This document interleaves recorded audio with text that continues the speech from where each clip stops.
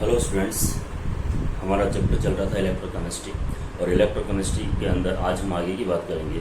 ठीक है, और आज का हमारा टॉपिक है नॉन्स्ट समीकरण। अब नॉन्स्ट समीकरण क्या है, क्यों आया, किस लिए आया, उसके लिए हम यहाँ पे बात करेंगे। ठीक है, हमने इससे पहले यहाँ पर कुछ सेल का विद्युतवाहक बल ज्ञात किया था, लेकिन वो था इकाई सांद्रता के लिए।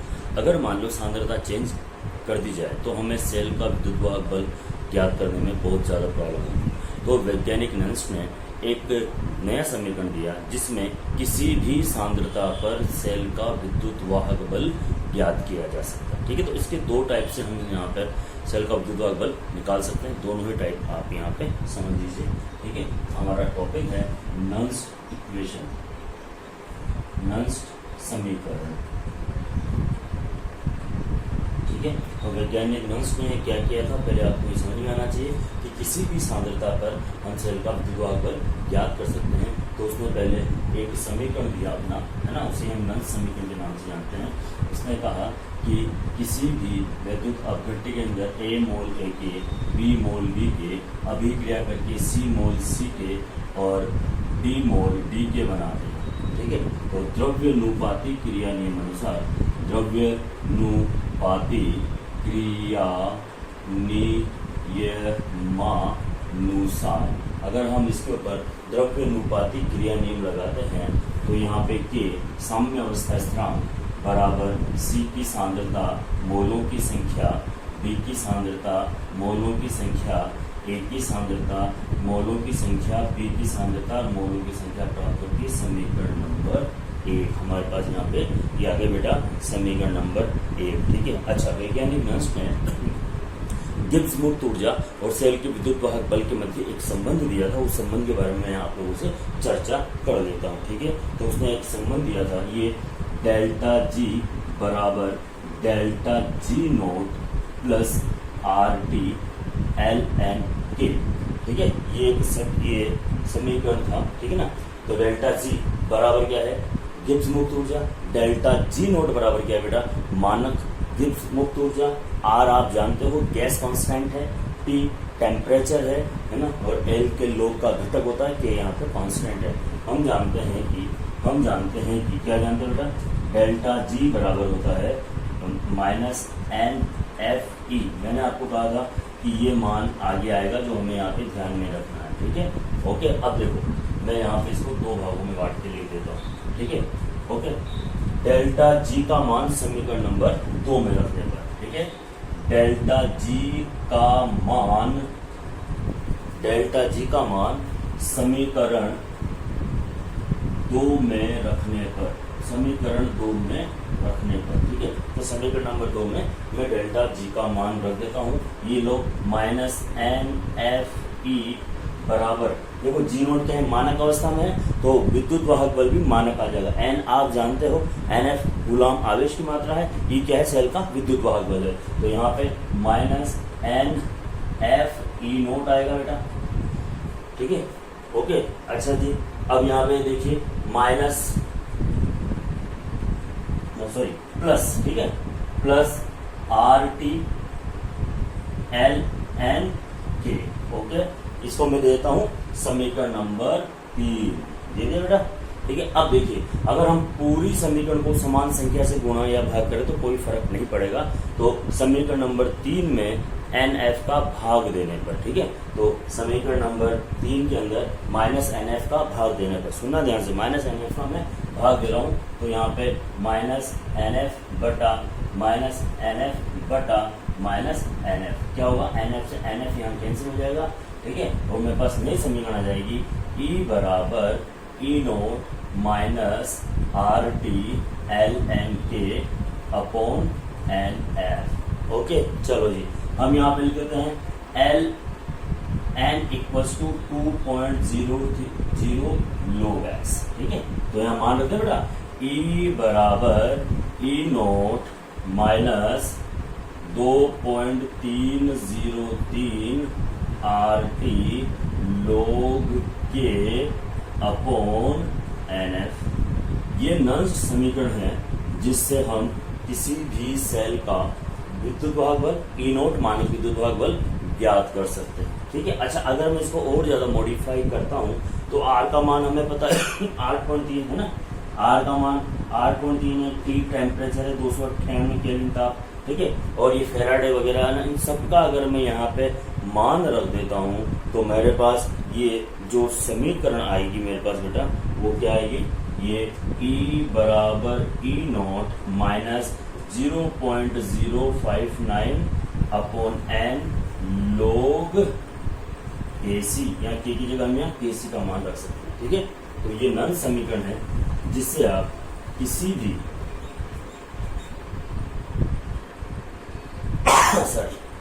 किसी भी सेल का विद्युत वाहक बल किसी भी सांद्रता पर Kc मतलब सांद्रता, ठीक है, किसी भी सांद्रता पर निकाल सकते हो।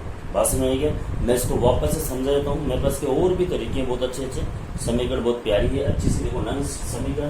पहली चीज तो आपको समझ में आना चाहिए कि नंस समीकरण आई क्यों, क्योंकि इससे पहले सेल का विद्युत वाहक बल जब हम ज्ञात करते थे तो इकाई सांद्रता पर या निश्चित सांद्रता पर ज्ञात करते थे। आपको पता है गैल्वेनिक सेल में हम वैद्युत बैटरी सांद्रता 1 मोल या 0.1 मोल है ना, इतना कुछ लेते थे। लेकिन यहाँ पे अगर मान लो सांद्रता चेंज कर दी जाए और फिर आपको विद्युत वाहक बल निकालना पड़े तो कैसे आप यहाँ निकालोगे, तो वैज्ञानिक नर्स ने हमें बताया था। इसका दूसरा एक और तरीका है जो मैं भी आपको समझाऊंगा। हम क्या करते हैं, हमेशा सेल का अपचयन विद्युत वाहक बल ही मेजर करते हैं, ठीक है, और फिर उसको प्लस में करके ऑक्सीडेशन ऑक्सीकरण विभव भी निकालते हैं, ठीक है। तो आपको सिर्फ ये समझना है, ये एक समीकरण है, ठीक है, जिसमें अभिकारक उत्पाद बन रहे हैं, साम्य अवस्था में है, द्रव्यानुपातिक क्रिया नियम लगाया, के का मान निकाला, फिर हमें ये पता है कि जो संबंध है वो क्या क्या होता है बेटा। उस संबंध के बारे में हमने यहाँ पे बात की, डेल्टा जी का ये संबंध होता है, ठीक है। गिब्स मुक्त ऊर्जा का मैंने आपको ये लिखा है अभी, डेल्टा जी का मान माइनस NFE होता है, तो डेल्टा जी और डेल्टा जी नोट का मान मैंने समीकरण में रख दिया, माइनस NF से मैंने इसको डिवाइड किया, ये समीकरण है और इसे हम गिब्स मुक्त ऊर्जा समीकरण करते हैं, ठीक है। अब देखो यहाँ पे एक और चीज है, ठीक है, यदि यहाँ पर अभिकारकों और उत्पादों की सांद्रता इक्वल हो जाती है, ठीक है, तो सांद्रता इक्वल हो जाएगी तो Kc का मान हो जाएगा 0, तो टोटल वैल्यू क्या हो जाएगी, 0 हो जाएगी। उस कंडीशन में सेल का विद्युत वाहक बल मानक विद्युत वाहक बल के बराबर होता है। सेल का विद्युत वाहक बल मानक विद्युत वाहक बल के बराबर होता है इकाई सांद्रता पर, जब अगर सांद्रता इकाई स्थिर हो जाती है अभिकारकों या उत्पादों। ठीक है बेटा, ये पूरी नन समीकरण है जो कि आपके सामने है और आपको ये आनी चाहिए, ठीक है। और ये कोई इतनी खास भी नहीं है, ठीक है, कि आपको ना ही आए, ऐसा कुछ इसमें नहीं है स्टेशन कि साथ कुछ प्रॉब्लम हो जाए या नहीं आए, ठीक है। चलो अब हम यहाँ थोड़ी सी बात कर लेते हैं आप, ठीक है। अब देखो, इसको हम एक और तरीके से लिखते हैं, इसी समीकरण को हम एक और तरीके से लिखते हैं गिब्स मुक्त ऊर्जा में। गैल्वेनिक सेल के लिए अगर हमें ये लिखना है, गिब्स गैल्वेनिक सेल के अंदर अगर हमें नंस समीकरण लिखनी है तो हम कैसे लिखेंगे, सामने देखना बेटा, E बराबर E naught cell minus 0.059 upon n log, ऊपर हमेशा एनोड की सांद्रता को लिखेंगे, ध्यान रखना, कंसंट्रेशन ऑफ एनोड, एनोड की सांद्रता को लिखेंगे, और नीचे कंसंट्रेशन ऑफ कैथोड, कैथोड की सांद्रता को लिखेंगे। अगर मैं इसको गैल्वेनिक सेल में एंटर करवाता हूँ समीकरण को, तो कैसे लिखूंगा बेटा, E बराबर E note minus 0.059 upon n लो। आपको पता है कि एनोड जिंक का बना होता है तो उसकी सांद्रता हमेशा आयनों की होगी, Zn+2 आयनों की सांद्रता अपॉन Cu+2 आयनों की सांद्रता। तो ये हमारे पास गैल्वेनिक सेल के लिए विद्युत वाहक बल निकालने का फॉर्मूला आ जाता है आपके सामने, ठीक है।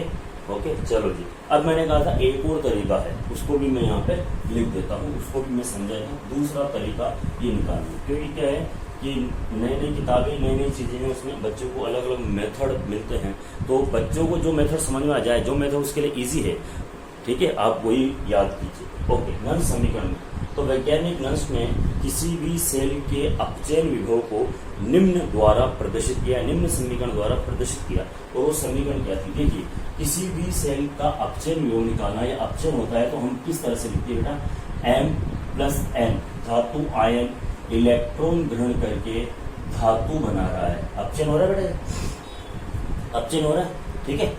ओके, दिख रहा है साफ साफ? तो ओके, तो हम यहाँ पर इसके लिए सेल, इसके लिए नंस ने इसको निम्न प्रकार से लिखा। कैसे? देखो, ई सेल का विद्युत बल m प्लस ऑब्लिक m, देखो यहाँ धातु से धातु आयन बन रहा है, इसका मतलब अपचन हो रहा है, equals to E naught m plus oblique m, ठीक है, ओके, माइनस, सीधा लिख देता हूँ, ठीक है, माइनस यहाँ पे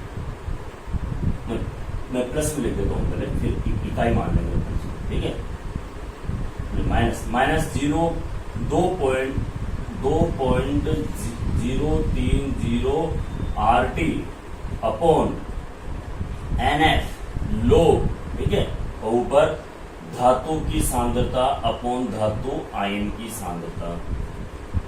ये समीकरण जो आपको डायरेक्ट याद करनी होती है, ठीक है। अच्छा जी, देखिए, धातु की सांद्रता को हमेशा इकाई मानते हैं, ठोस अवस्था में होती है, तो हम इसको ऐसे लिखेंगे क्या, E M plus M E naught M plus M minus 2.303 R T N F R T log 1 upon धातु आयनों की सांद्रता।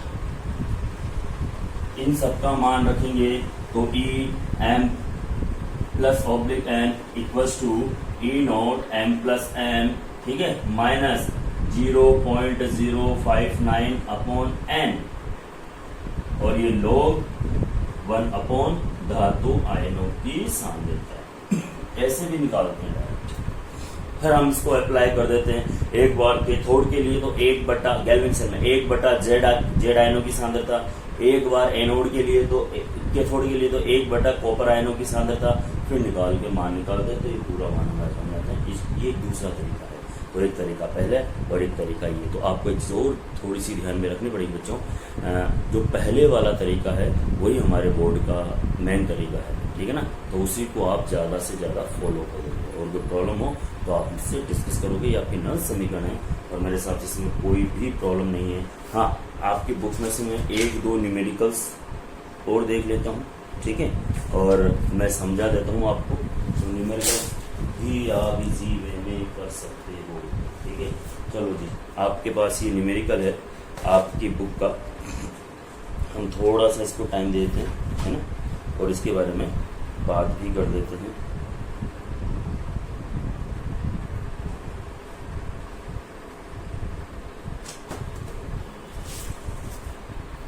चलो न्यूमेरिकल की बात अपन बात करते हैं, ठीक है।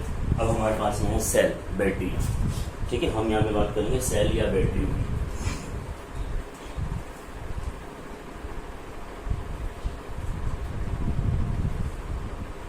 बैटरियाँ, सेल, ठीक है, हम यहाँ पे बात करेंगे बैटरियाँ या सेल। देखो, सेल हैं ये 2 प्रकार के होते हैं, ठीक है, एक तो प्रारंभिक सेल, एक तो प्राथमिक सेल और एक द्वितीयक सेल। प्राथमिक सेल वो होते हैं जिनमें अभिक्रियाएं एक ही दिशा में संपन्न होती है, जिनसे अभिकारक से उत्पाद बनता है किंतु उत्पाद से अभिकारक नहीं बनता है, ठीक है। जैसे यहाँ पर reactant form product, but product doesn't form reactant, ठीक है, तो हम इसे बोलते हैं अनुत्क्रमणीय सेल। ये होते हैं यूज एंड थ्रो, जिनको काम में लेने के पश्चात हम इसे फेंक देते हैं, ठीक है। ये कहलाते हैं हमारे पास प्राथमिक सेल, प्राथमिक बैटरीज। एक होते हैं सेकेंडरी सेल। अब प्राथमिक सेल क्या, आपको हमारे घरों में, टॉर्च में, है ना, कैलकुलेटर्स के सेल आते हैं, वो सब यूज एंड थ्रो होते हैं, आपको पता है। सेल दूसरा सेकेंडरी सेल, द्वितीयक सेल। द्वितीयक सेल वो सेल होते हैं जिनमें रासायनिक अभिक्रिया दोनों ही दिशाओं में संपन्न होती है। रिएक्टेंट बनाएगा प्रोडक्ट और प्रोडक्ट वापस से क्या बना देगा बेटा, रिएक्टेंट बना देगा। जिससे रासायनिक अभिक्रियाएं दोनों ही दिशाओं में संपन्न होती है, अभिकारक उत्पाद बनाते हैं और उत्पाद अभिकारकों में परिवर्तित हो जाते हैं। इन्हें उत्क्रमणीय सेल कहते हैं। आगे बात समझ में, ये सेल अभिक्रिया दोनों ही दिशाओं में संपन्न होती है, रिएक्टेंट से प्रोडक्ट बनता है, प्रोडक्ट से उत्पाद, इन्हें पुनः चार्ज किया जा सकता है। ये होते हैं सेकेंडरी सेल, ठीक है बेटा। अब हम यहाँ पे बात करेंगे पहला ड्राई सेल, शुष्क सेल, ठीक है बेटा। चलो हम यहाँ पे प्राथमिक सेल की बात कर रहे हैं और प्राथमिक सेल के अंदर मेरे पास पहले है शुष्क सेल। शुष्क सेल, और इसे वैज्ञानिक लेक्लांशी ने खोजा था, इसलिए हम इसे लेक्लांशी सेल भी कहते हैं। कौन सा सेल कहते हैं बेटा? लेक्लांशी सेल। ये वही सेल हैं जो हम घरों में यूज में लेते हैं, ठीक है। ये वही सेल है जो हम घरों में यूज में लेते हैं। अगर हम नॉर्मली बात करें इन सेलों की, तो इसके अंदर बीच में ये ग्रेफाइट की रोड होती है बेटा, इस तरह से, है ना। और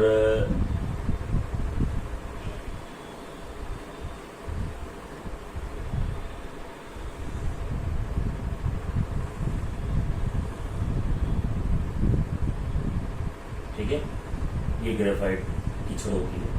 इसके चारों ओर एक पेस्ट भरा होता है। अभी कौन कौन सा पेस्ट होता है, हम उन सारे पेस्ट के बारे में बात करेंगे। और ये जो अस्तर है, ये जिंक का अस्तर होता है, ठीक है, जो कि यहाँ पे काम करता है। ओके, ये सेल है जिसके बारे में हम यहाँ पे बात करने वाले हैं आप लोगों से। ये पेस्ट पूरा कंप्लीट भरा हुआ है नीचे, ठीक है बेटा।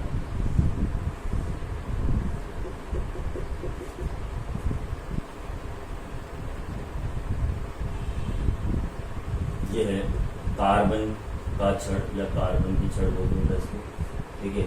ये है प्लस टर्मिनल, ओके, और इसमें नीचे अमोनियम क्लोराइड, जिंक, कोसिंक, पेस्ट, है ना। चलो हम इसको डिस्कस करेंगे।